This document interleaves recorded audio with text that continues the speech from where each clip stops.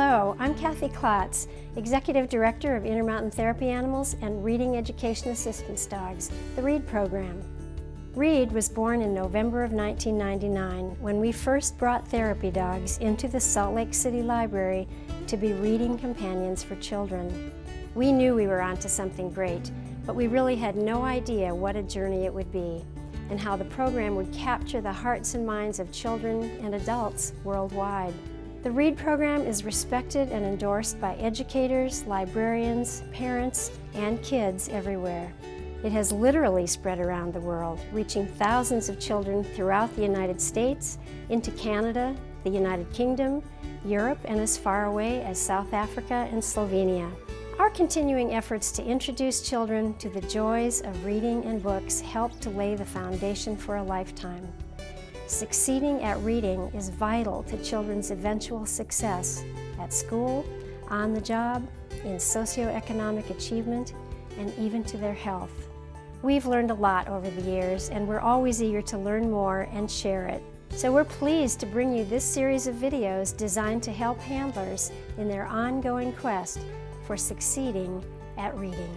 In our view, any time and place that a child can read to an animal can be a great experience, but the premier setting is an elementary school, where teams return week after week for a whole semester or school year to work one-on-one with the same students. It's here that the most powerful improvements are seen, not only in fluency and comprehension, but in self-esteem, confidence, and the entire range of communication skills. In this video, Karen Burns, Assistant Director of ITA, will talk about how to work with your elementary school to set up a successful R.E.A.D program. So first of all, a R.E.A.D program at a school, what exactly is that? That's going to be a R.E.A.D team, a therapy dog that's R.E.A.D registered with their handler. Ideally, this handler is going to go to a school once a week and read with the same children every week. We're going to talk more about how to select those children and who you're working with. But in the ideal situation, it's a weekly program where the commitment is strong with the children, the commitment to the teacher is strong, to the school. That means everything that we do already as therapy teams, you have to maintain professionalism and commitment. Show up when you say you're going to show up, because there's 5 or 6 kids waiting for you. So where do I begin? Some of the first things you're going to look at when you're approaching a school is, do you know someone who works at the school? That will really help you if you do. If it's a child in your neighborhood who says, oh, I would love if your dog would come read at my school.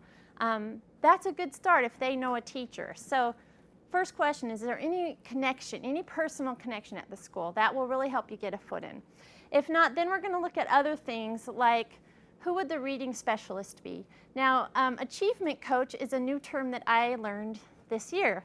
Our resource teacher is now the achievement coach, the literacy coach, the school counselor.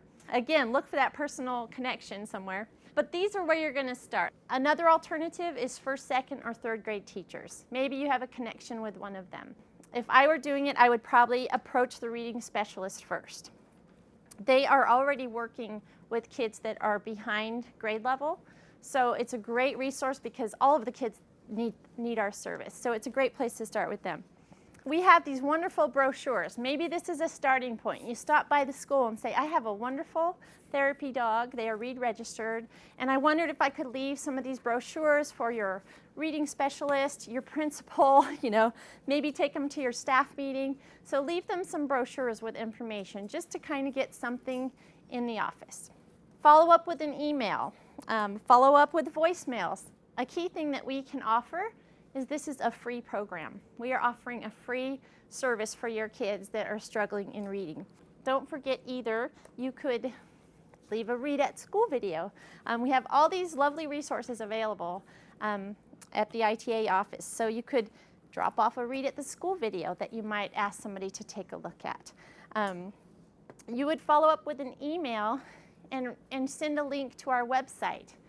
Lots of good testimonials in here. If you look down on this section here, there's school comments, there's comments from parents, research and results, just full of information. So maybe send them a nice email with the link to the website. And it's sometimes hard because I have gone through all this process on occasion, and still not ever heard anything. I will follow up with a phone call, no return call.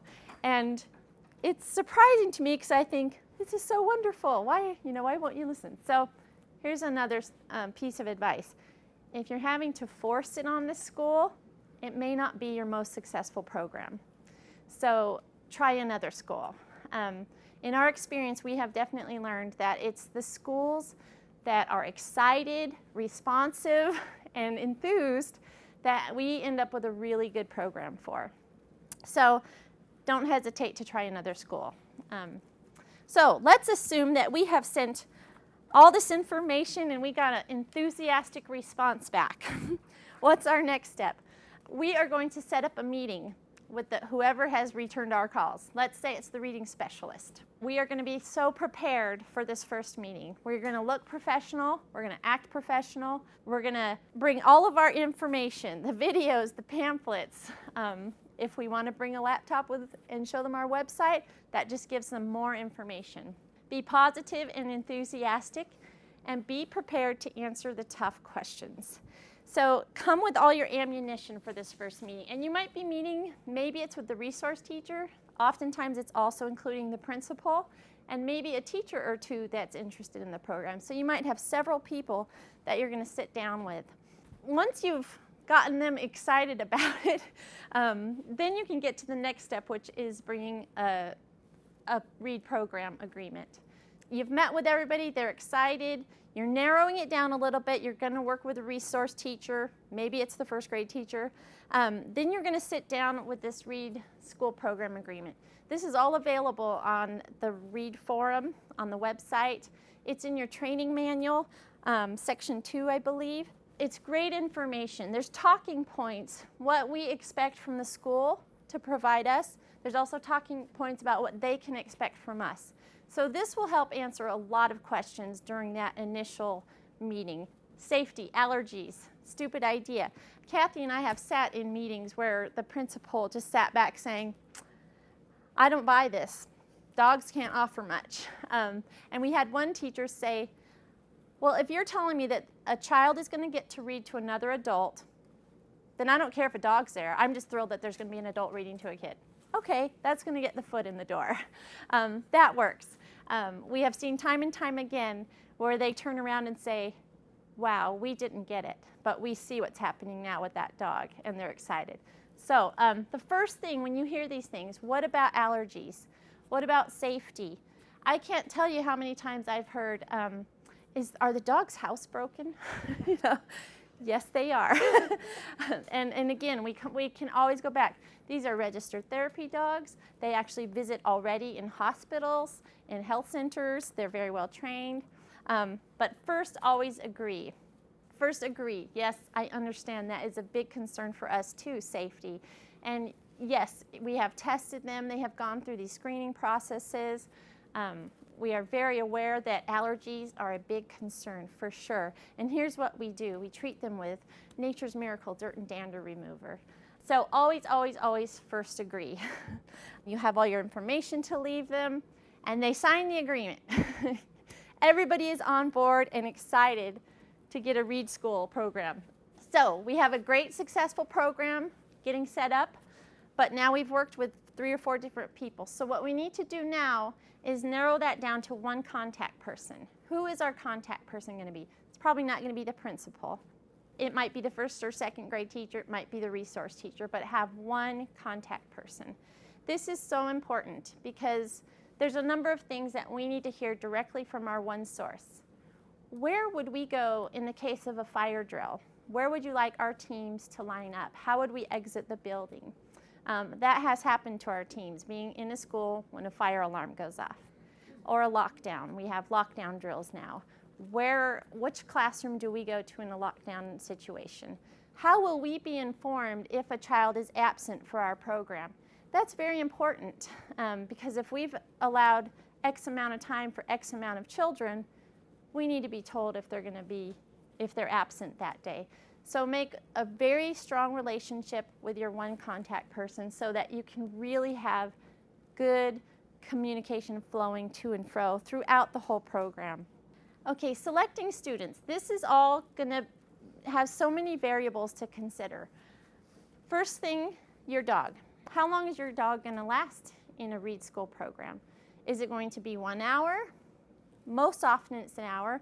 Some dogs can last an hour and a half.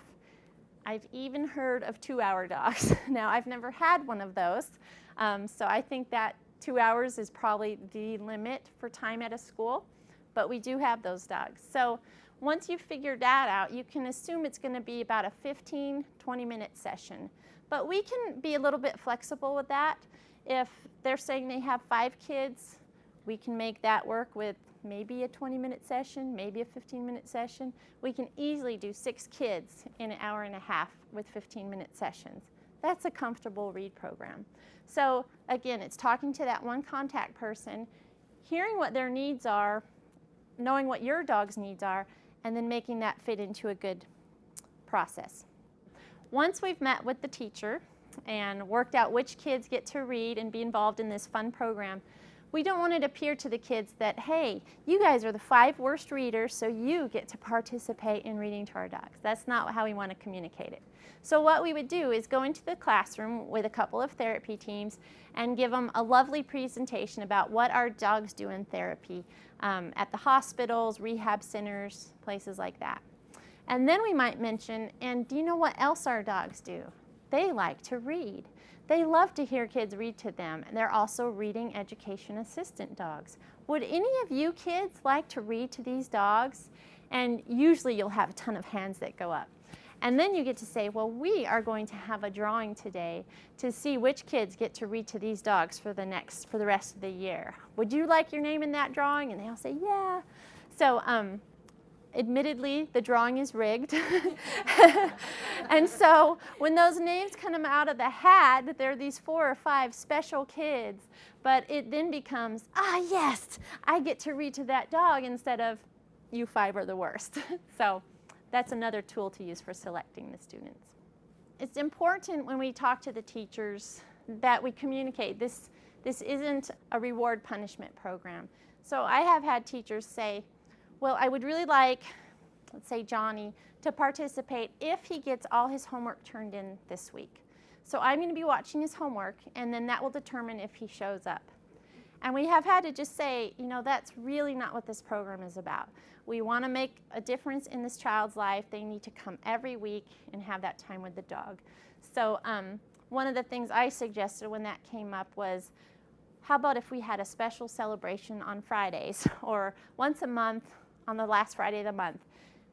The kids that got all their homework turned in on time, this is what I did with my rabbit Claire. They got to come stay inside for lunch and have lunch with Claire. So we put Claire in the middle of the room, and they had all their lunch sacks, and they always brought her carrots or lettuce or fun things like that. So there's ways around those things when they want to try to use it as a homework reward, or maybe you might hear, I'd like to get all my kids in this class to read to your dog. How can we make that happen? That's a tough one.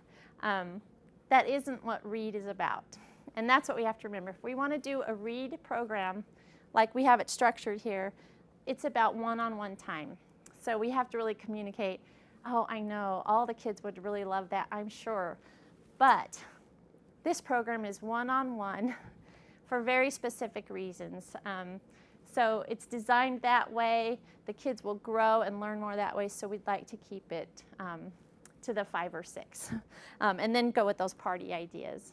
After you've selected the kids, we have a permission slip, and again, this is available in the training manual and on the READ form. Make sure that all the kids in the classroom take a permission slip home. This can be edited any way you want. The school can edit it however they want. There have been times that a school might request to add a certain waiver in there. That's okay, we can get through all those hurdles. But make sure that the entire classroom takes this home so that everybody knows there's going to be dogs in the classroom. So send the permission slips home. Make sure you get them all back. This is a new thing. It's a letter to the teachers and the staff. And that's a really good idea because it's a letter explaining that, hey, we're going to have dogs in this school, and they are working dogs, and here's what we need from your kids. So every teacher at this school knows that the dogs are going to be there and why they're there. And then the letter also clarifies how we would like your students to treat the animals. You know, let's not have if your kids see a dog in the hallway, don't rush the dog. If your kids see a dog in the hallway, be polite, and you might ask if they can pet their dog, but not always are they going to be able to. So just kind of lays out the expectations. Very helpful.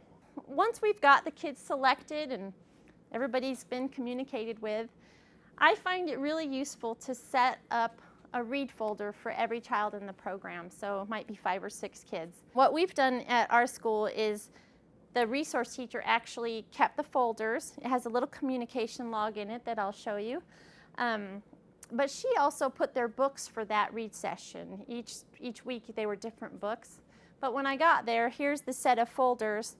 The communication log is in there, so if she had any information to tell me, because let's face it, these teachers are really busy during the day. So we don't want to be one more interruption to their day. So if you have this little communication folder, they can put notes in there, anything specific about your kids. They can have the book for the day in there with read from page 5 to 7 or whatever it might be. But I find it really useful to just have this set of folders that go back and forth each week between the teacher and myself. This is what the communication log looks like, and there's not much to it. It's just a form that can be used with notes on it going back and forth, but it also has a spot here for a student's goal. This can be useful because if we know that our goal for this child is to get to level H or whatever, if you're halfway through the year and this child has exceeded that, maybe it's time to graduate him from the program. Because remember, your teacher had a whole list of kids that wanted to participate.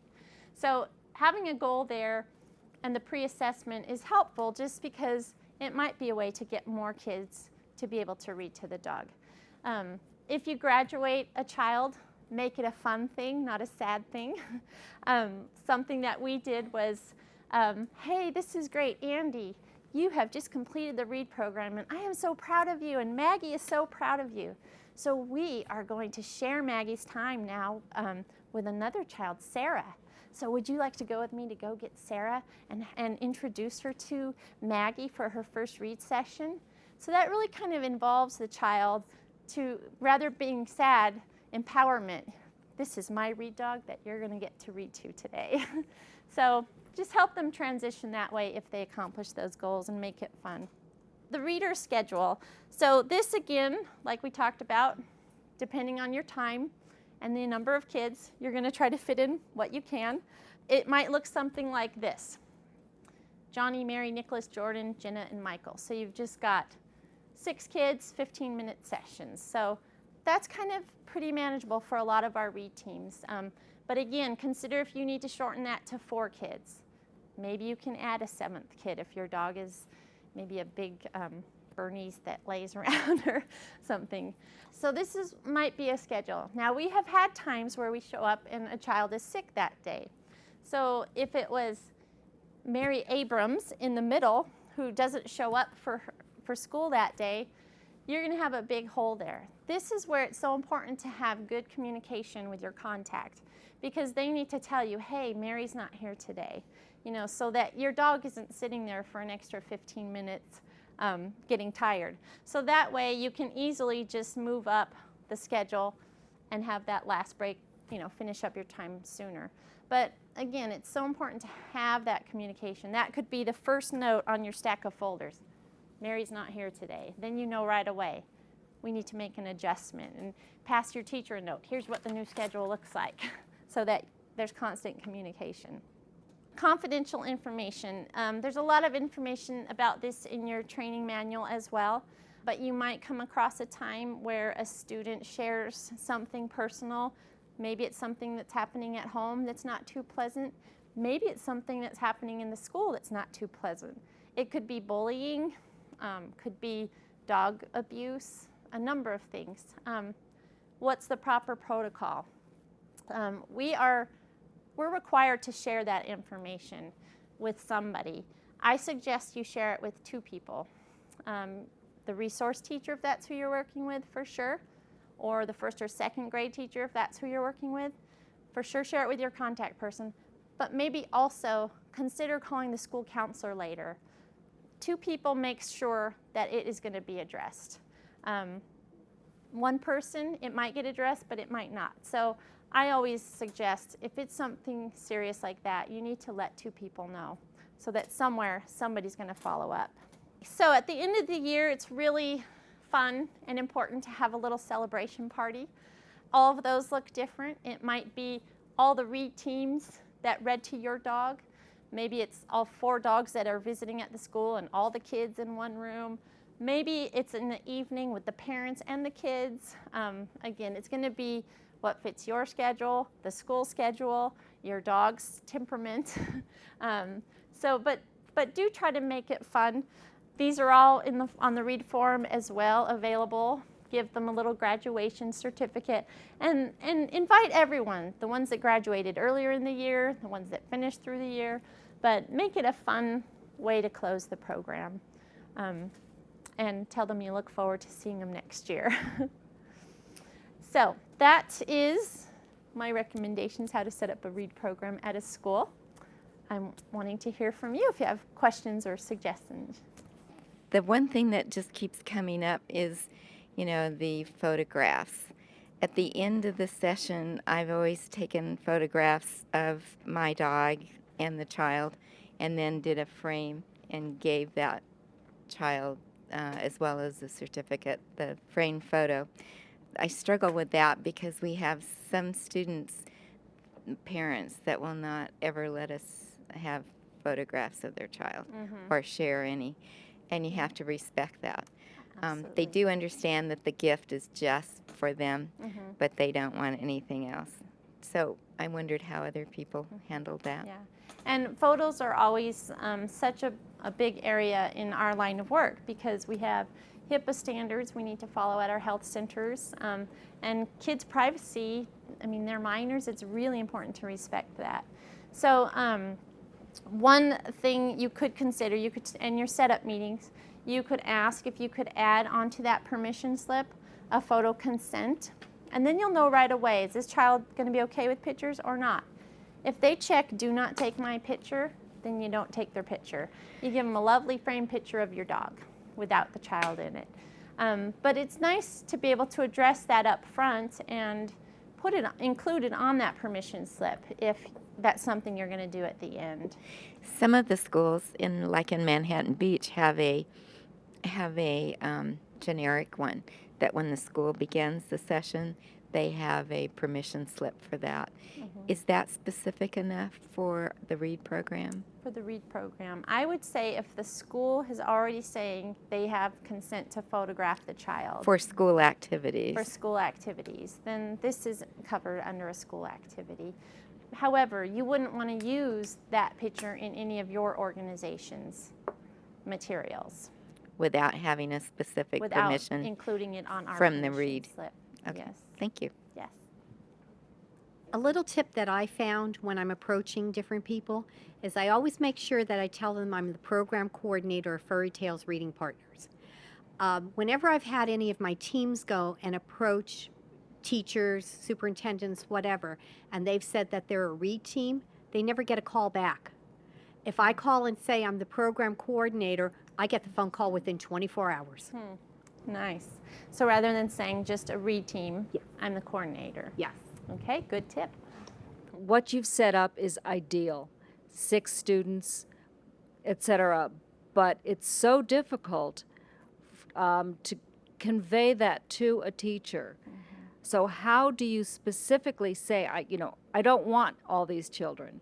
I only want the ones, 6 children or something.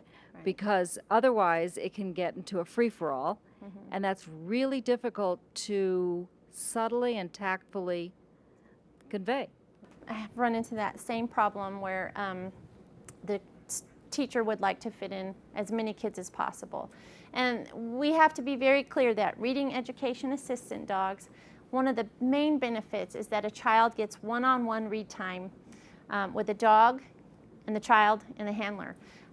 There is no peer intimidation.